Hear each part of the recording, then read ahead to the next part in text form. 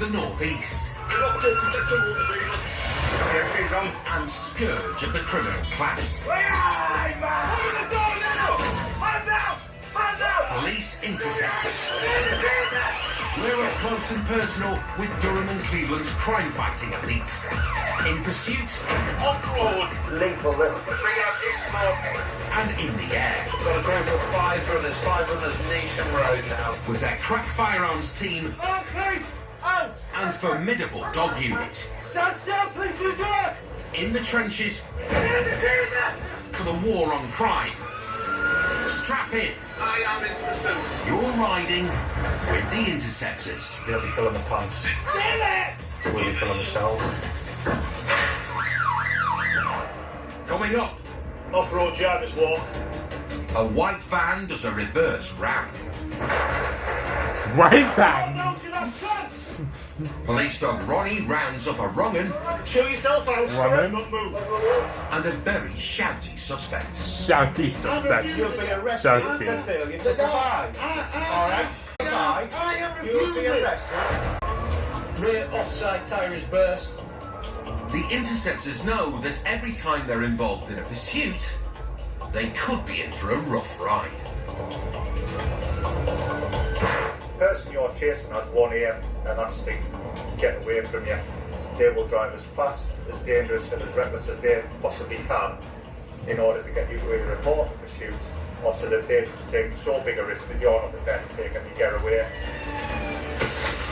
Get out! Yeah!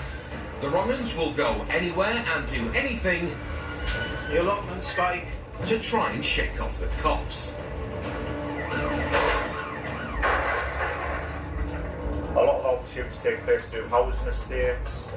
People will take quite serious and high risks in order to evade capture. They'll think nothing about driving through a grassed area, through a park, over footpaths, anywhere where they think their car will fit and ours won't.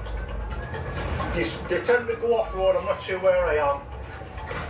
Pursuits are at their most dangerous when the villains decide to use their vehicle as a weapon. Yeah, it's going for a reverse round. It's just after midnight, and Interceptor Chris Green is out on patrol when a battered white van catches his attention. That's it. Just sit down. Right there. Dog handler Chris is a local lad and a big fan of Arnold Schwarzenegger. But if he's hoping sticking on the blues will terminate this pursuit, he's got another thing coming. I was in from Tango 44. Vehicle failed to stop Catcoat Road. It's a white transit van just trying to make some ground on it. I need to stay by. The van takes a corner at high speed, nearly losing it on the wet road. Chris is now right up behind, and it looks like the driver has seen sense.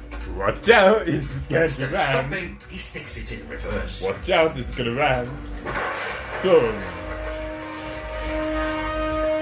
And he's not hanging around to swap insurance details. Yeah, it's been rammed down Keith Road. Chris's van's taken a serious hit. Clearly, the runaway driver will do anything to evade capture. Thankfully, the dog van hasn't been written off, and Chris is quickly back on his tail. Making off Dalkeith Road. Left on the Eskdale Road. Looking to the dam. No traffic, no pedestrians. Speed is 50. Left again. Chris is soon back behind the white van. The driver now wraps up the danger level, losing his lights and the tarmac. Off-road Jarvis walk. The van driver is pushing it to the limit, hammering it across the wet grass. Chris is forced to hold back in case there are any pedestrians in the park. Yeah, it's a train, simple vehicle. It's off-road Jarvis walk back towards the main road, Catcoat it'll be. Looks like it's right back on the Catcoat Road. Chris is now a fair distance behind the van, but he's managing to keep it in his sights as he exits the park. The left into Calendar Road. Time to be lost at the moment. The driver might be looking to bail, but if he does, he'll have 36 kilos of snarling German Shepherd after him. Glenmore Road, still about 400 yards ahead of me. Heading towards 689, I would imagine.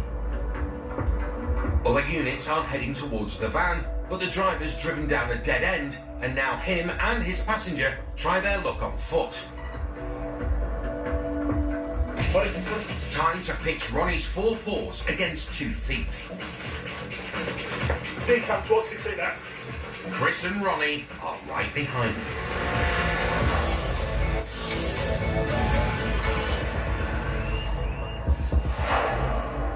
Interceptor Chris Green has been involved in a high-speed pursuit with a white van. Vehicle failed to stop Capcoat Road. It's a white transit van just trying to make some ground on it.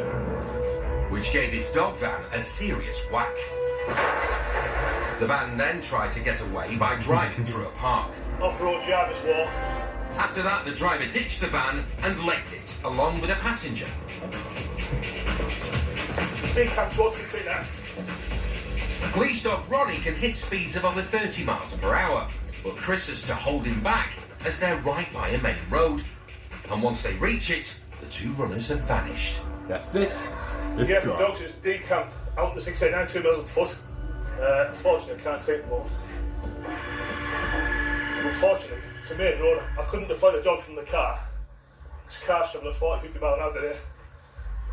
I want to catch the people, but I don't want to kill my dog. So I'm going to try and put them on a tracking line now and get back to where we were. They've obviously gone somewhere, either straight across the road, but I'm thinking over that garden wall. Hopefully it'll give us an idea. It's now time for Ronnie's tracking skills, and he immediately picks up a scent. Where's he? The foliage is free of villains, but the bushes are in front of a fence surrounding a building site. So while other officers keep an eye on the perimeter, Stay here, stay here. Chris decides to send Ronnie in for a nose around. Not the most graceful. And once he's joined him, they go on the hunt for the runners. Right, the compound police with the dog, show yourself! Come on now, it's your last chance! The building site's pitch black and full of potential hiding places. Eventually, Ronnie picks up a scent. He's onto something.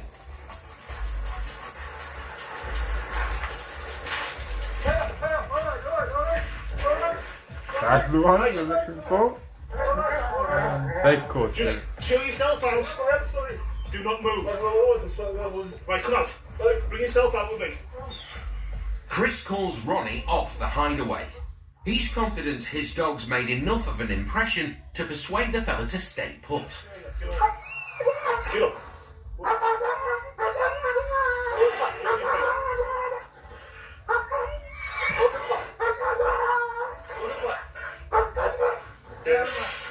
I'm literally in the compound next to my van's been left. The suspected driver doesn't seem too flustered, despite his very close encounter with a canine cop. Just stand fire. Keep them there. Put them on there.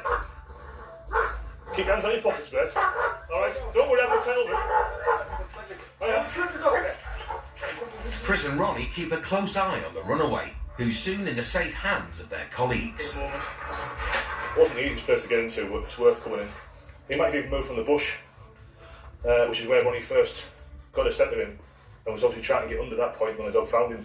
There was 2, so we need to make sure the second person's not in here. But if I do want a free search, he's obviously going to keep coming back here, so we'll try and just crack on and do a bit of a track. Anybody else in the yard? Police with a dog?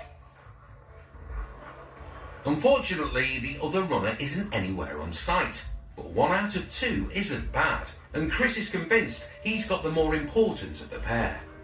So I'm more than happy that he's the driver of the van. So all in all, especially being rammed halfway through the pursuit, it's quite satisfying to get over him. He's also very pleased with his top dog. Just shows the importance of the police dog, and if you can get on scene quick enough, you've always got a chance of catching people. There's a good pat on the back and a good drink. There you go, sunshine. While Ronnie quenches his thirst, Chris gives the man he caught a quick checkup. Yeah, it should be tetanus. He had tetanus recently, and I jumped back in for it. A small injury to his ribs. I mean, luckily for him, he's had a few layers on, which has prevented a real, a worse injury, but... The white van appears to have been hot-wired, but Chris is more concerned about the state of his own vehicle. He slammed it in reverse, and I think for about 10-15 feet, just hit us straight in the front. Decent impact, and then smashed all the front of my grille registration, and obviously the side of the bumper there. I actually thought he was going to stop for a decamp, and then since then he's driven off-road, lights off. I mean, doesn't give a damn about anybody else. There's still people walking around. It's not that late, it's only after midnight. His dog walks about, he doesn't give a toss. The man was later charged with dangerous driving, failing to stop after an accident, and driving whilst disqualified and without insurance. He's awaiting his day in court. He's crashed into a car here and done a runner. So the use of the dog is vital, because without that, we wouldn't have found him.